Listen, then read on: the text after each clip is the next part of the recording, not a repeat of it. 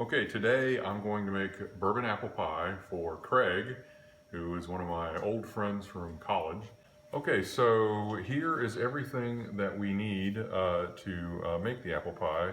So I've already soaked 2 packages of raisins, or half a cup, and a half a cup of bourbon. This is a friend of mine's distillery that started it after he left NASA, Jeremy Irons. I'm sorry, Jeff Irons. I always do that. He's here in Huntsville over at Low Mill if you want to check him out. Normally the recipe calls for this to be soaked for 2 hours. I always let it soak a day, and that may actually be why I get more bourbon taste than others, is that I've, let some of the bourbon get soaked in the raisins where it's harder to cook out. Some people say it has too strong a bourbon taste to it, and then I always say, well, I hear your words, but I don't understand too strong bourbon taste, so I do it my way. The first thing I'm going to do is cut the apples so that they can be steamed, and then we'll set up the pie pastry and we'll set it to bake. Okay, off camera, I've been turning our apples into steamed apples. We should talk about our apples. I started with 9 apples. They were 6 Granny Smiths and 3 Golden Delicious. Most apple pie recipes call for Granny Smith because they're tartar and firmer.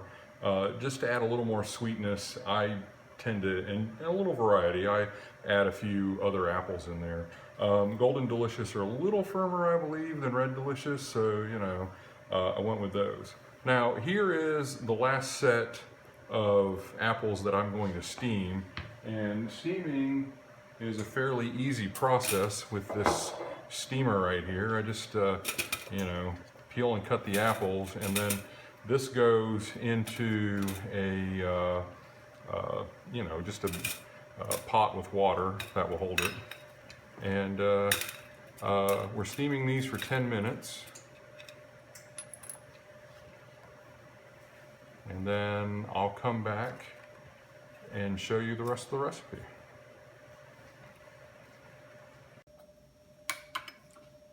Okay, so all of my apples are steamed. Make sure that you don't forget to put more water in there, or some of them will get over steamed, like a little brown, like you see in here, but that'll just make it taste better.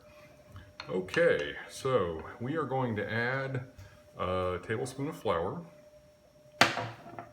We're going to add a tablespoon of nutmeg, allspice, and cinnamon. Now, from now on, if you're ever baking and it says add cinnamon, instead of adding cinnamon, add those 3 as a mix. That is moral imperative.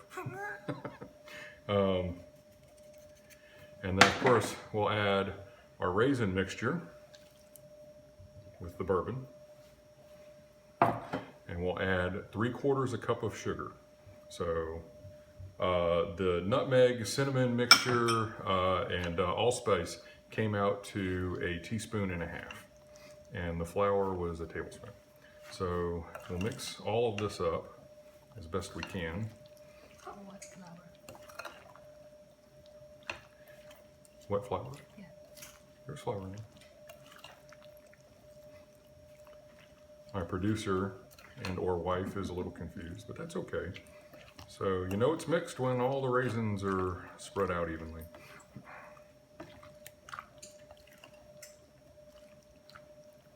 Now I'm going to set this off to the side and bring in my pie.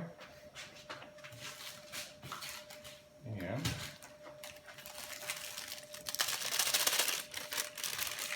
my 2 pie sheets. I said I was going to make everything out of scratch, or from scratch, and I have made pie pastries from scratch, but frankly, store-bought's better. So we'll stick with this one. Although this one is a little dry on one edge. So we'll just get everything spread out here. And, we'll fix that later. And this is peach preserves, a tablespoon or so. You could use apricot or any jam that you like. It adds a little extra taste to the bottom and helps keep the pastry from getting too soggy. So we'll just spread that out. And then we will dump our very large amount of apples. 9 apples may sound like a lot. Certainly the producer thought so. But when you get all of them in this pastry here, you'll notice it doesn't make that big a pile. And this pile will cook down. And this does not look like it's mixed as well as I would like it to be. Half bourbon, half not bourbon. Get it mixed around a little bit better. There we go. All right. Now, let's make a cool pie top.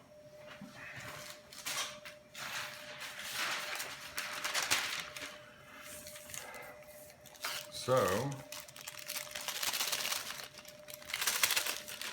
we'll unroll our other pie top here.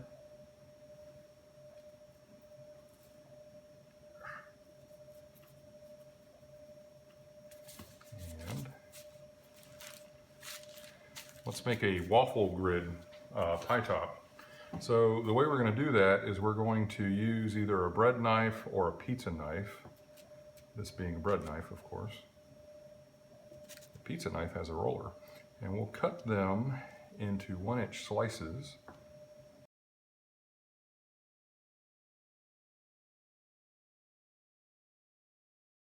To put these on our pie, all we want to do is work from the center out, and we'll put one this way and one this way, and then we'll just keep working. So start here.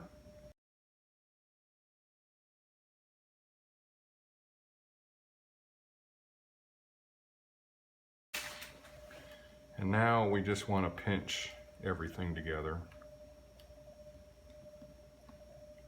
I usually make 2 loops around just to get everything right.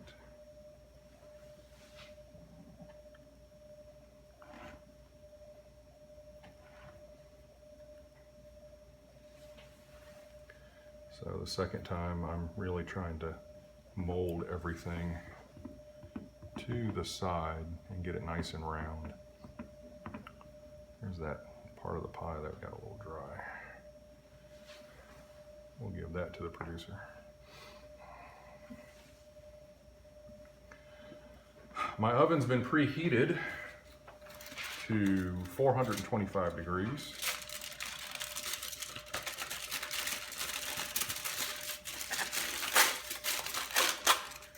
And I am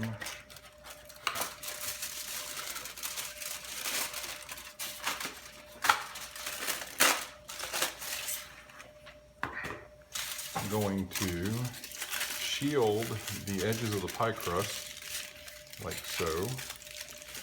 These are always a pain to stay on when I get them into the oven, but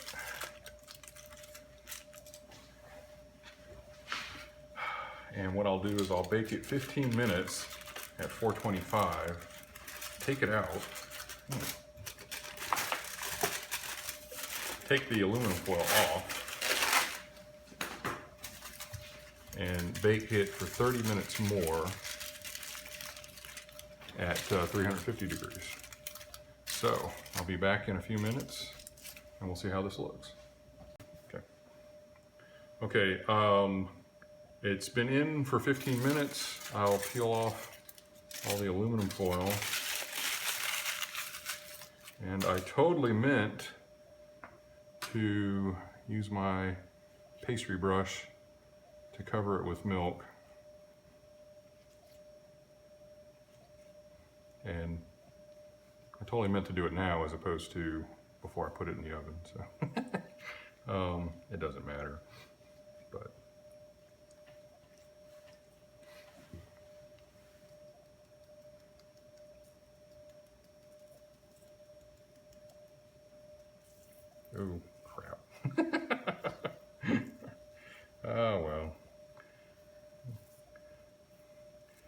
Didn't say these were professional videos.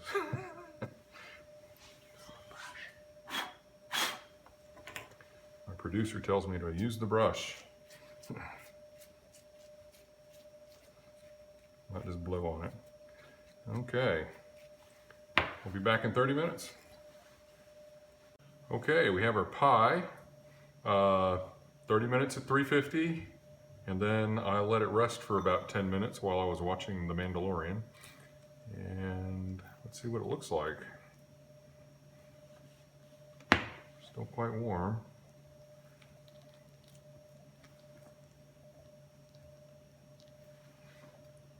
I can get under here. First pie slice always seems to fall apart for me, so. But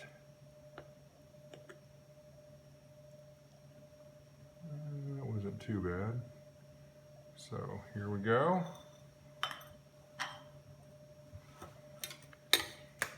And then you can put whipped cream or cheese. I've heard that one on apple pie, but don't understand that one, but I would rather have ice cream.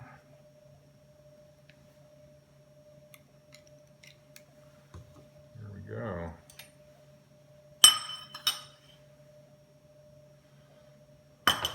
Hope you enjoy it.